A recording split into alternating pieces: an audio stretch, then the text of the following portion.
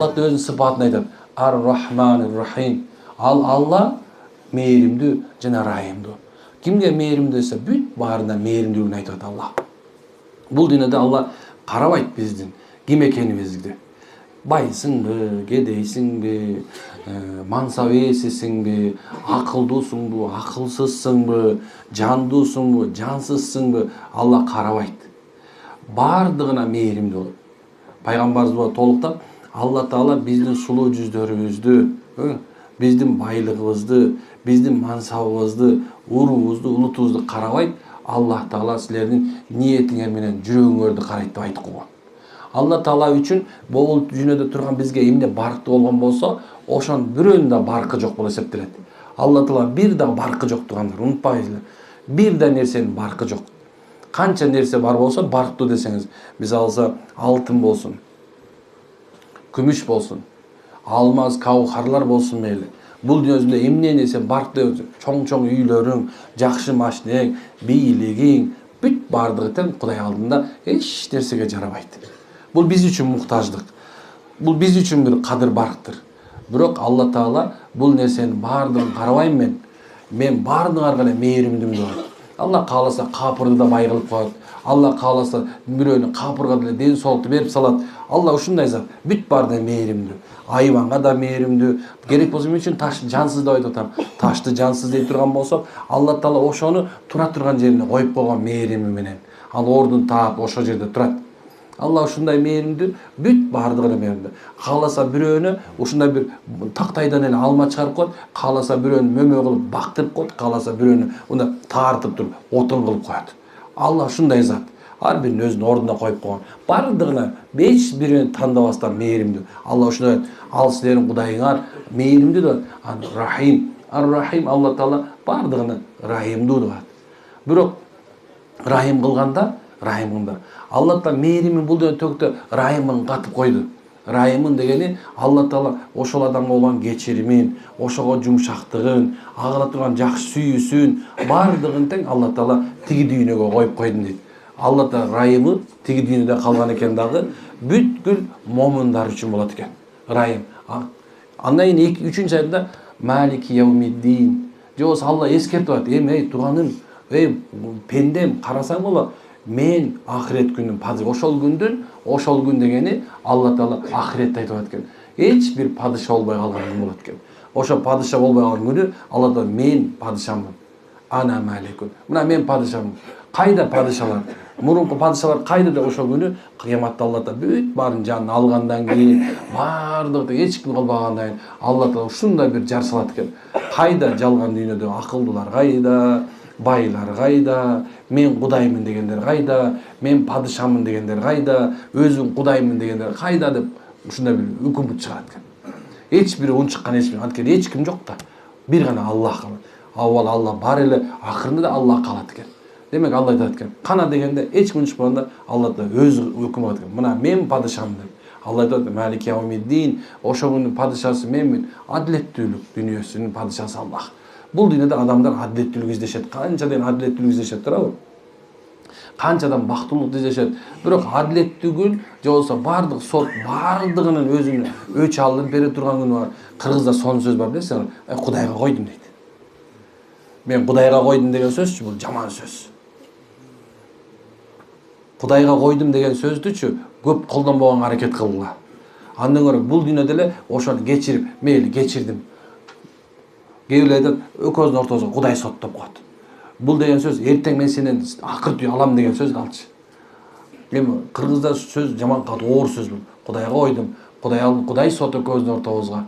Же болсо Кудай чечет деген сөздү эртеңге калтырып койгон болсок, ошо адилеттүү күнү Allah Taala бардык нерсени алып берип коюш коркунучу бар.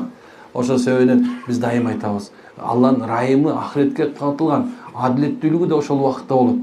Бул дүйнөдө адамдар адилеттүүлүктү издеп, тияка сайылып, бияка сайылып, бирөөнү түртүп, бирөөнү сотко берип, аны менен аркасынан жүрүп, жанагынча канча нерсе. Бул нерсенин бардыгы тең бул дүйнөнүкү эле. Бирок тиги дүйнөнүкү субханалла өтө оор. Ошол 4-нчы аят болсо, ияка набуду ва ияка настаин. Allah Taala өзү айтып аткан, кимге сыйынышыбыз керек экен, кимге жалбарышыбыз керек айтып аткан да. Сага гана сыйынып, сага гана сенден гана сурайбыз. Демек биз жалбара турганыбыз бир Кудай. Кудайсыз куурайдын башы кыймылдабайт дейт кыргызда. Демек сиз куурайдын башы кыймылдабайт десе эч нерсе кудайсыз болбойт деген сөз. Кудай Таала бүткүл нерсени, мына айды, мына күндү, мына өз убагында бүгүн эртең менен 6:20 чыгарды, турабы? Алла өзү ушундай зат, бүт нерсени Алла Таала ченеп, бычып койгон бул дүйнөдө. Ошондой эле сиз менен биз деле Кудайдын бир пендесибиз. Ошондо биздин да жашообузда болот аткан нерсенин баардыгы ошол улуу болгон Кудайдын каалоосу менен болот атты, турабы? Демек, андан башка кимден жалдырап сурайсың? Андан башка кимге кайрыласың? Кимден үмүт кыласың?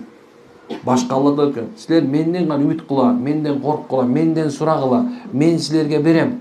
Алла Таала айтат, керек болсо, качан түн болгон мезгилде бир нече убакытта Алла Таала биринчи асманга түшүп айтат экен. Эй дейт, бар бекен суроочулар, берейин. Бар бекен менден сурагандар, берейин дейт экен Алла Таала. Ушундай зат экен да. Ал эми баягы Алла Тааланын биринчи асманга түшүр деп айткан жок. Балки анын кудурети, анын рахматы, анын ушундай лутфу, ушундай жеңилчилиги, ушундай жумшактыгы биринчи асманга түшүрт экен адам баласына. Алла ушундай зат экен. Качан бир адам Кудай Тааланы унутуп калса, көпкө чейин мечитке барбай кала турган болсо, ошол адам мечитке барып кала турган болсо, кудум көптөн бери көрбөгөн адам ушундай көргөндө кандай сүйүнгөндөй эле Алла Таала мечитке келген адамына сүйүнөт экен. Менин пендем мечитке келди. Ошол бир күнөөкөр адам өмүр бою күнөө кылып туруп, жүрүп келип турган акырында бир сооптуу иш кылып, өзүнүн Кудайын көздөп кайтып, "Эй Алла, сенден башка кимге мен сыйынам, сенден башка кимге жалбарып суранам" дегенде, Алла Таала периштелерге карап, "Ай, көрдүңөрбү?" дейт. "Менин пендем акыры мага кайтты. Мен айттым беле булар кайтат деп. Кандай жараткан болсо ошол акыбалга келет деп айттым беле" деп периштелердин алдында мактанат экен туган. Алла өзү айтат ушинтип. "Силер менден сурагыла, мага гана жалбар, мага сыйынгыла. Менден башка Алла Таала бүткүл күнөөнү кечирет экен. Ушундай зат экен. Бүт күнөөнү кечирет. Эй туганым, кээбилер акмактар бар кээбилер. Күнөө Кудай Таала күнөөмдү кечирет деп аны күнөө кыла бере турган жөн сөз эмес. Балки ошо күнөөнү билбей кылып алып туруп, анан эртеңки күндө ушу мен билбей кылган экенмин, я кечир. Ушунча өмүрүм бекер өткөзбөй экен, кечир Алла деп тооба кылган пендеси жөнүндө сөз болуп атат бул. Алла Таала бүткүл күнөөсүн кечирет экен. Бирок бир гана нерсени кечирбейт экен Алла. Өзүнө шерик келтиришти, шек келтиришти, ширк кылышты Алла кечирбейт экен. Кудайдан башка Кудай бар деп канча адамдар тоо ташка сыйынып жүрөт, канчасы теңирчи болуп жүрөт, канчасы ордочу болуп жүрөт, канчасы көз ачык болуп жүрөт, канча дегендер мен Кудаймын деп жүрөт. Демек Алла Таала ушундай зат туган. Эгерде сен ага сыйына турган болсоң, ал жооп берет. Эгерде сен аны сурай турган болсоң, берет. Эгер сен ушо татыктуу болсоң, Алла Таала азыр берип коет. Эгерде сен бир аз кичине буга жете элек болсоң, эртең бериши мүмкүн. Эгерде бул дүйнөнү Алла Таала сөзсүз ахиретте берет. Бирок ахиреттегиси Алланын алдында биз ойлогондой болбойт. Балки субханалла, биз ойлогондон 100 эсе, миллиард эсе жакшы боло турган. Алла ушундай, Фатиха сүрөсүнүн башында ушунча нерсе бар экен, байкап атасыздарбы? Ана Алла Таала "Эйдина сиротал мустаким", "Я Алла, мени туура жолдо жүргүзөгөр. Туура жолду көрсөтөгөр мага. Ушундай туура жолдо жүргүз. Ал жөн адашып кетпейин. Мен туура жолду тутунайын." Кыргызда сөз бар турабы? Бул өзү адашкан адамдар өзү бир адамга жакшылык кыла албайт. Бир адам адаша турган болсо, ал адам сени сөзсүз адаштырат. Сөзсүз адаштырат. Пайгамбар айтат, ким бир жаман жол ачкан болсо, бир жаман жол, мисалы бир адамдар, мындай бир адамдардын арасында бир өзүнүн амалы менен ушундай көрсөтүп бир жаман нерсени кылат. Бир адамдар ушундай бир өзүнүн жашоосун ошол жаман нерсени эмне кылат экен, тутуп жасай берет. Мына ошол жаманчылыкты ким баштаган болсо, барды аркасынан канча деген адам ээрчи турган болсо, ошонун жаманчылыгы ошол жаманчылык кылган баштаган адамга жазыла берет. Мисалы кандай эле Кабыл менен Абыл адам атанын эки баласы бири-бирине кол көтөрүп, бирөөнү өлтүргөндөн кийин адам баласы канча адам өлтүрө турган боло турган болсо, эми кыямат күнүнчө канча адам өлтүрүлө турган болсо бир адамдын колу менен, ошол эң биринчи мындай адам өлтүргөн адамга жазылып атпайбы? Туурабы? Ошондой эле субханалла, сен чыгарган жаман нерселер, сен кылган жаман нерсе адамдар ээрчиген болсо, мисалы бир адам жүрөт, мен чорлуймун деп жүрөт туурабы? Бир балага айтат, натаска берип атам дейт да. Мун по жизни жашоосун оңдогон атам мен мунун. Короче, момдай, брат момдай болсо момдай, братишка момдай болуш керек, жашоо момдай, о жизни, по жизни болуп атыпчы. Баягы мындай бир баланы өттүрүп акырында карасаң, мындай трассага салыш керек деп трассага салып койгон. Ошондой бир баягы бир бала момун жүрдү, анан бирөө тас деп атып өлүп кетти. Субханалла. Ошону ойлоп жакшы жолго салдым депчи. Бирок ал эмне кылды? Ошонун күнөөсүнүн бардыгы тең ошол адамга жазылып кете берет.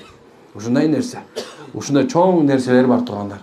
Биз билбей эле, биз аңдабай эле, ойлонбой эле ушул нерсе кылат. Алла айтып атат: "Иhdina сиротал мустаким", Алла мени туура жолго сал деген нерсеси күнөө кылынбаган.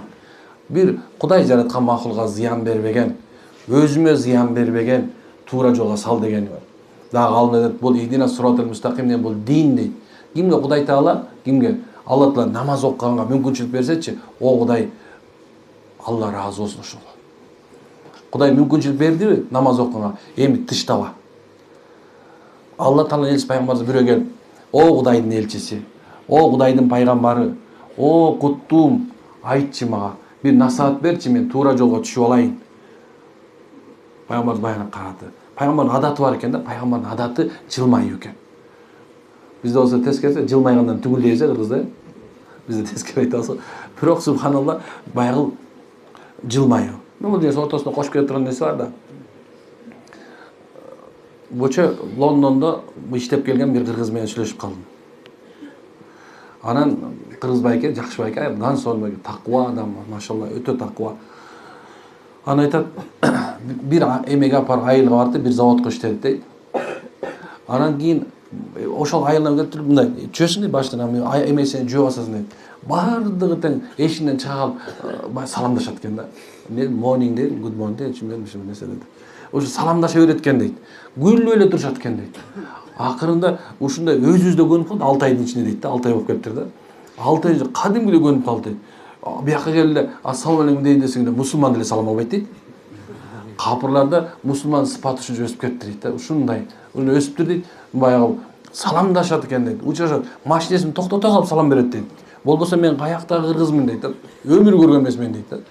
Эми кара нерсе. Ошон пайгамбардын бир адаты жылмаюу экен. Адамдарга толук денеси менен кайрылып жооп берет экен. Пайгамбар саллаллаху алейхи деп коюп тур да. Пайгамбар мындай толук кандуу. Анан баягы: "Эй, Кудайдын пендеси. Эй, мен үммөтүм" дегендей. Бул баардыгыбызга кайрылуу. Мына баардыгыбызга пайгамбар кайрылып атат азыр. Иман келтир дейт. Иман келтир, анан түз жүр деп коюптур. Мына бул жетерлик. Эркек үчүн дагы, аял үчүн дагы, Кудай деген ушу мен Кудайдын кулу болгум келет деген адам үчүн мына Кудайга ишен, анан түз жүр дейт. Сүйлөсөң түз жүр, түз сүйлө. Кыймыл аракет кылсаң түз кыймыл аракет кыл. Мамиле кылсаң түз кылгын, субханалла. Эркек болсоң эркекче жүр деген сөз да булчу. Таза, эч кандай бияка кетип калып, бияка айттыңбы, кагжар айттыңбы, эми ошондо тур. Мондо жойпланып кирип кетпе бир жакка. Жок, сен айттың болду. Чыккан сөз, атылган ок чыктыбы? Болду, машалла. Бул сенин сөзүң болду. Мен айткам ооба, мен кыл дегем ооба. Мына ушул нерсе. Пайгамбар айтқан, иман келтир, анан түз жүр деп айткан, субханалла.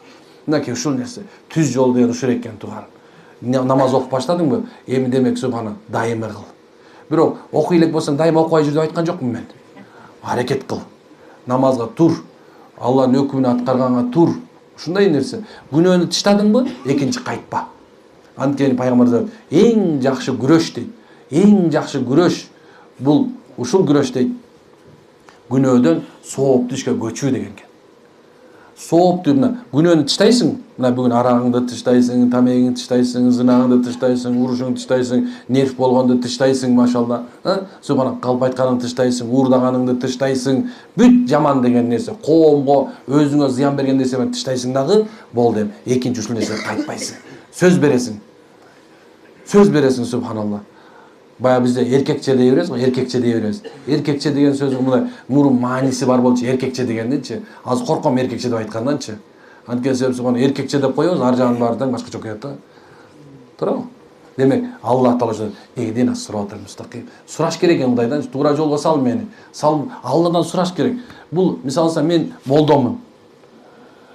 Бул жерде канча молдо отурат? Көчөдө жүргөн даватчы да өзү молдо да, мисалы алсачы. Ал келип сага айтып коет, болду. Ал хидаят да сала албайт. Мен да хидаят сала албайм. Же болбосо иманга алып келе албайм.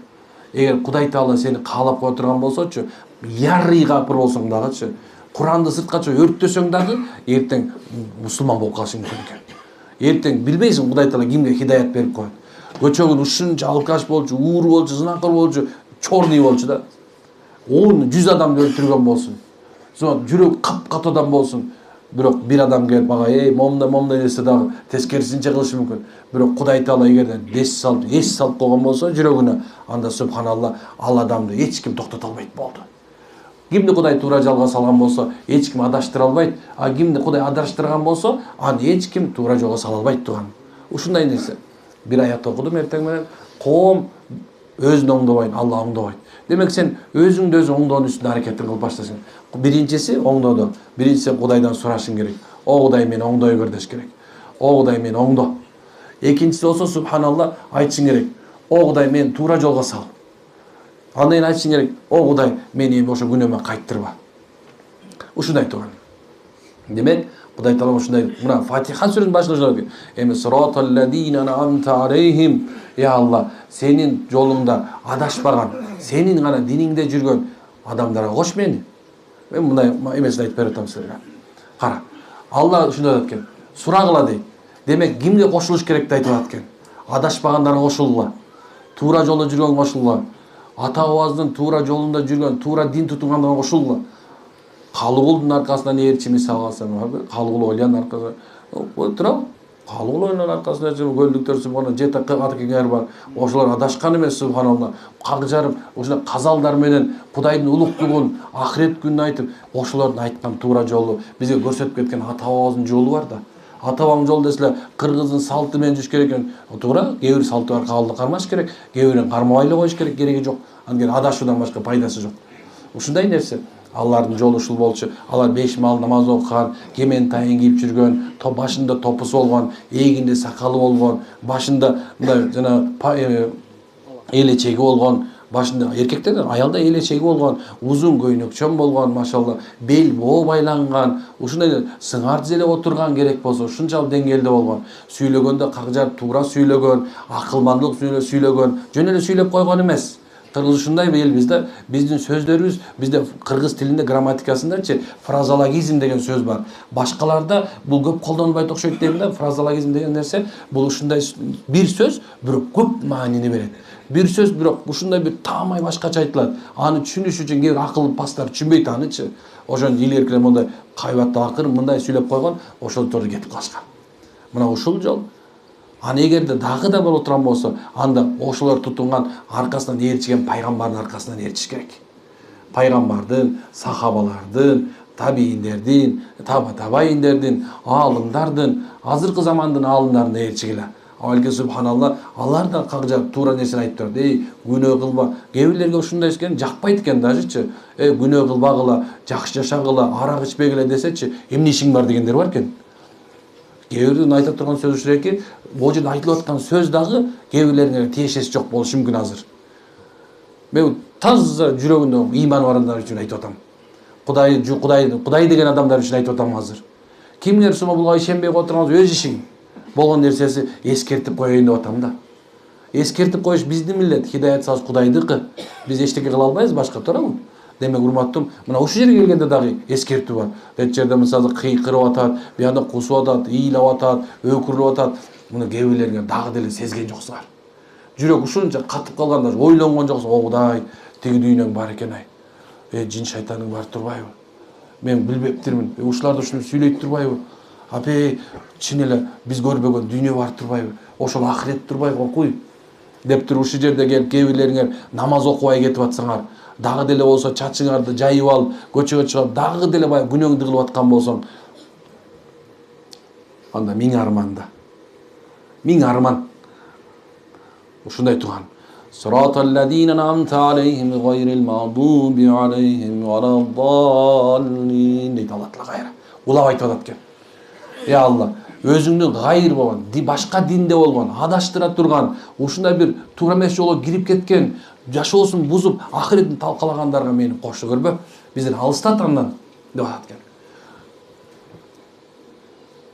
Ошол себептен бул дүйнөдө да ким менен дос экениңди кара.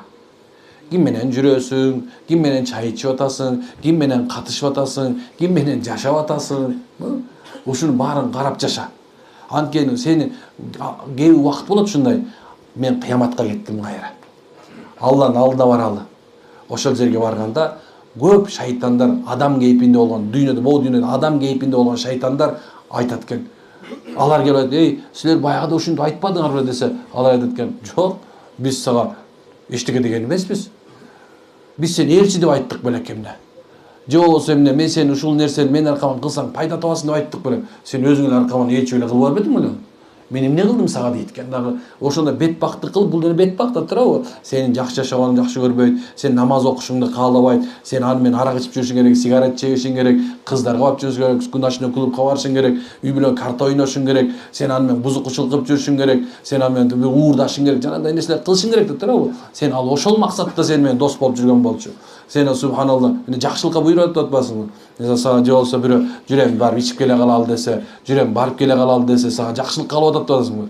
Жыргап келе калалы деп аткан адам сага жакшылык кылып атат. Жок, ал сенин ахиретиң, ал сен ахиретиңди буза турган бир акмак адамдын кейпинде шайтан болуп эсептелет. Ошондой шайтандар аябай көп.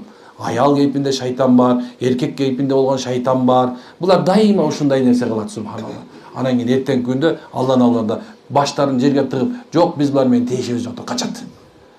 Ошол себептен Аллах айтып атат, "Ким менен жүргөнүңөрдү карагыла. Ошонун дининде болуп калбагыла" дейт. Пайгамбарыбыз айтып кетип аткан. Карасаң, силер ким менен жүрсөңөр, силер ошонун дининдесиңер дейт. Ошонун дининдесиңер деген сөз, ошого окшошуп кетесиңер дейт. Бөтөнчө кыргыз ушундай экен да, бат эле окшошуп кетет экен. Гол келип галбойлар болду десе, субханалла, площадька чыгып алдык го. Бат эле эркектер кыз болуп калды. Аялдар эркек болуп калды. Бат эле экен да, биз ушундай бат эле болуп келет экенбиз да. Ушундай нерсе. Ошол себептен момундун жүрөгүчү, момундун жүрөгү. Бо бактагы жалбырак сыяктуу. Карагыла бакты жалбыракты. Шамал бияка үйлөсө бияка үйлөйт, бияка үйлөсө бийлок үйлөйт. Ошон үчүн шайтандын үйлөгөн тарабына кетип калбайлы. Хидаят Кудайдан. Демек мындай Фатиха сүрөсүнүн башталышы ушунча, мына 7 аят, бирок мен силерге 15 мүнөт сүйлөп бердим мынакей. Болбосо 3 секунд окуп коюшум керек болчу. Алхамдулиллахи роббил аламин, ар-рахманир рахим, малики яумиддин. إياك نعبد وإياك نستعين اهدنا الصراط المستقيم صراط الذين أنعمت عليهم غير المغضوب عليهم ولا الضالين. 4 секунд болду. Демек ушунча маңча сен ушундай кыл дагы, колун көтөр дагы. О Кудай деп туруп Фатиха сүрөсүн окуп башта. Кудайга жалынган ушунусу. Жашоодо адамдын руху чарчайт. Биздин денебиз чарчабайт, ойлобогула. Биздин денебиз чарчабайт. Биздин денебиз эч нерседен тажабайт. Унутпагыла. Биздин рухубуз чарчайт. Биздин рухубуз рахат алат. Качан сенин денең чарчаганда, чарчадым деп туруп барып, ысык көрүп 3 күн жатып туруп кайра келчи, андан бетер чарчап каласың. Анталияга барып кел, Европага эс алып кел, үйгө келгендечи, о, байдын үйдүн кеңдиги ай өзгө ала чыгымдын. Байдын үйдүн тардыгы ай ала чыгымдын кеңдиги ай деп туруп жыгып каласың. Дагы жыдасың бир жыма. Каяка эс алып келди, чарчап атам депчи. Бирок субханалла сен качан Аллаху акбар деп туруп кыланга алып туруп, даратты алып туруп. Ушундай бир кыбланы карап туруп, колуңду о Кудай сен улуксуң деп колду көтөргөн мезгилде, анан ошол мезгилде асман эшиктери ачылып, рахматтар төгүлүп, Кудайдын мээрими ороп, райымы курчап, анан Фатиханы окуп баштаганда пендем туура айтат. Мен аламдан Роббисмин. Мен пендем туура айтат. Мен мээримдүү райымдымын. Мен пендем туура айтат. Мен кыяматтын падышасымын. Акыр 2 дүйнөнүн падышасымын. Пендем туура айтат. Ага мен туура жол көрсөтөм. Мен пендем туура айтат. Мен муну туура жолго салдым. Пендем туура айтат. Мен муну адашкандан адаштырдым деп туруп, анан кийин качан сен рүкүгө барганыңда, Кудай таалам айтат экен, пендем туура кылды. Туура амал кылды. Качан саждага барганда бул кечирилди дейт экен. Качан адамдын денесине күнөөсү кеткенден кийин, качан Роббисин тили менен зикир кылып, жүрөгү менен коркуп сүйгөндөн кийин, анан кийин эки жак ассаламу алейкум ва рахматуллах, ассаламу алейкум ва рахматуллах дегенден кийинчи, анан Алла айтат. Тур, күнөөсү кечирилген боюнча. Эми рахат алып жашай бер деп коет. Алла салдырат. Ушундай нерсе. Хидаят ушинтип келет турган. Демек, бул жерге келгениңиздерде ниетиңиздерди турлаңыздар. Рахат алыңыздар, субханалла. Рахат алыңыздар, Куран менен рахат алыңыздар, сүннөт дуалар менен рахат алыңыздар. Ушундай нерсе. Ар бир секундта кылып атат. Бул жерде эмне кылып атсыз, дин кылып атасыз. Диндин амал кылып атат. Башка бир нерсе кылынган жок, чын айтып келгендечи. Бышпаган мантудан башкасы бар дейм. Калган бар дейм, субханалла. Дин. Түшүнүктүбү? Рахат алыңыздар. Иншалла. Анткенде береке ушундай нерсе. Береке бул көрүнбөйт, бирок Кудай Тааланын келе берет. Ушундай. Аракет кылабызбы иншалла? Рахат алабызбы динибиз менен? Амал кылабызбы динибизге? Калуулатабыздын аркасында ээрчийбизби иншалла? Ээрчиш керек ошолордун. Садыр аке, Осмон канчадан эмелер бар. Чоң-чоң эмелерибиз бар. Буякта Шабдан атабыз болгон, машалла. Дүйнө эң биринчи Кыргызстанда ушундай муфтият ачам деп, ушу эң биринчи медресе курган адам. Ошолордун баары бизге үлгү. Аны унутпаңыздар, алардын баары биз үчүн үлгү. Алардын баары, Жантай атабыз биз үчүн үлгү. Ар бир адамдын кемчилиги болот. Бирок ошондой жакшы жагы, кемчилиги, бир кемчилиги болсо, балким 5 жакшылыгы болушу мүмкүн. 5 жаманчылыгы болсо, 1 жакшылыгы болушу мүмкүн. Эч качан, субханалла, идеальный түпсүз болбойт, баардык жана күнөөкөр болбойт. Бир окуя. Bir adam болгон экен. Союкканага барат экен дагы, кечке чейин иштейт экен да, кечинде союкканага барып туруп, бир аялды сатып алып үйүнө алып келип алат экен. Элдин баары астагфирулла, бул күнөөкөр дейт экен. Шарап саткан бар да, аракка барат экен да, ошо айлыгына арак сатып алып келип алат экен. Элдин баары жаман көрөт экен. Bir gün жолдон келатып, жүрөгү кармады, бир нерсе карап туруп, жыгылып калыптыр. Өлүп калыптыр ошо менен. Эл карабайт дейт, бул зынакор болчу, бул шарапкор болчу, буну эмне тешебиз бар. Эл карабайт экен.